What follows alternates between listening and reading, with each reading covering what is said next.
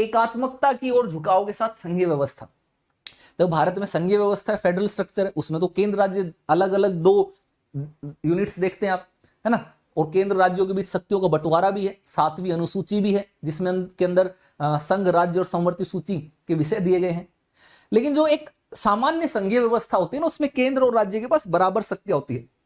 लेकिन भारत की जो संघीय व्यवस्था है वो एक यूनिक टाइप की संघीय व्यवस्था है।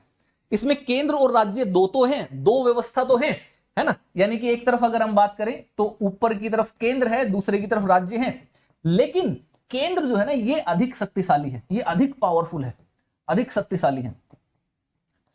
Baahubali, Thanos, Superman, Iron Man, जो भी आप कहना चाहो वो यही है। सारी अधिकतर पावर इसके पास है, राज्यों के पास भी है लेकिन इतनी अधिक नहीं है।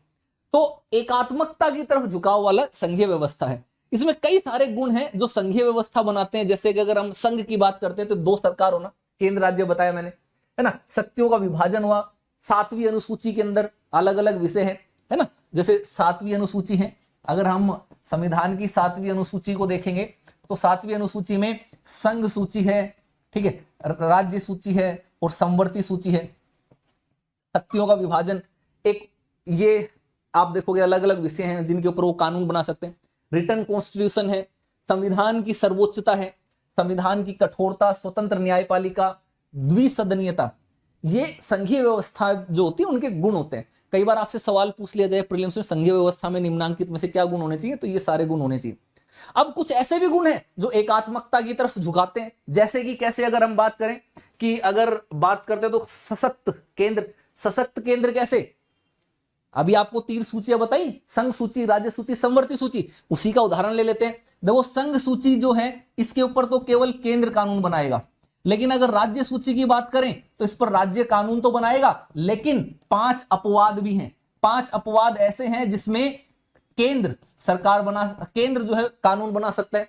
राष्ट्रीय आपातकाल हो, राष्ट्रपति शासन हो, है ना, 2 या 2 से अधिक राज्य उससे आग्रह करें, नेशनल इंटरेस्ट में राज्यसभा संसद को अधिकृत करें, या किसी अंतरराष्ट्रीय संधि समझौते को लागू करना हो। इन 5 अपवादों में संघ जो है, केंद्र जो है वो राज्य सूची पर भी कानून बना सकता है। रही संवर्ती सूची, तो संवर्ती सूची में भी आप देखोगे तो संघ और राज्य दोनों कानून बना सकते हैं, लेकिन अगर दोनों में किसी एक विषय पर कानून बनाया, टकराव हुआ, तो संघ का कानून मान्य होगा। अवशिष्ट शक्तियां संघ के पास ही हैं, तो इसका मतलब झुकाव का है सशक्त केंद्र।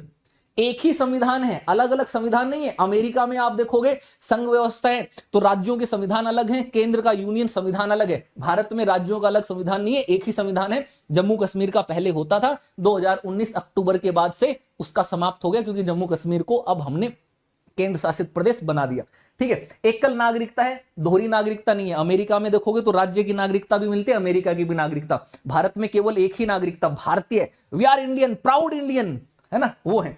संविधान का लचीलापन है, कुछ संविधान प्रावधानों को आराम से हम बदल सकते हैं। एकीकृत न्यायपालिका है, ठीक है, अलग अलग न्यायपालिका नहीं अमेरिका की तरह कि राज्यों की न्यायपालिका अलग है, उनकी व्यवस्था अलग, केंद्र के अलग। भारत में जो हाई कोर्ट और डिस्ट्रिक्ट कोर्ट ये सब सुप्रीम कोर्ट के अंडर में रहते हैं, सुप्रीम कोर्ट के अनुसार ही काम करते हैं, ठीक है। केंद्र द्वारा राज्यपाल की नियुक्ति, तो राज्यों के ऊपर कंट्रोल करता है केंद्र से। अखिल भारतीय सेवाएं, यूपीएससी, इसके माध्यम से भी आप देखोगे कि अखिल भारतीय स्तर पर इनकी भर्ती की जाती है, लेकिन रिक्रूटमेंट राज्यों में होती है। इनके ऊपर कंट्रोल जो है वो हमारी सेंटर रखती है। आपातकालीन प्रावधान, इमरजेंसी प्रोविजन, जिसमें सारी की सारी शक्ति केंद्र के पास आ जाती है। तो हमारा संविधान एक ऐसा संविधान है जो कि ना तो पूर्ण रूप से संघीय है, ठीक है, ना ही पूर्ण रूप से एकात्मक है, दोनों का मिश्रण है, मिला जुला है। इसीलिए इसको अलग अलग लोग अलग अलग नाम बोलते हैं। जैसे कई लोग बोलते हैं इसको अर्ध संघ है, ठीक है, कई लोग बोलेंगे बार्गेनिंग फेडरलिज्म है, कोई इसको कोऑपरेटिव फेडरलिज्म यानी सहकारी संघवाद बोलता है, ठीक। इस तरीके से अलग अलग लोग बोलते हैं। भारत के संविधान में आप देखोगे कहीं पर भी संघीय वर्ड का यूज ही नहीं किया गया है, वहां पर राज्यों का संघ ये व्यवस्था है। फेडरलिज्म है ही नहीं, यूनियन शब्द का इस्तेमाल किया गया, ध्यान रखिएगा, यूनियन वर्ड का इस्तेमाल किया गया है, ठीक है। इसका मतलब केंद्र के पास अधिक शक्तियां, 2 स्तरीय सरकार जरूर है लेकिन केंद्र के पास अधिक शक्तियां रहेंगी।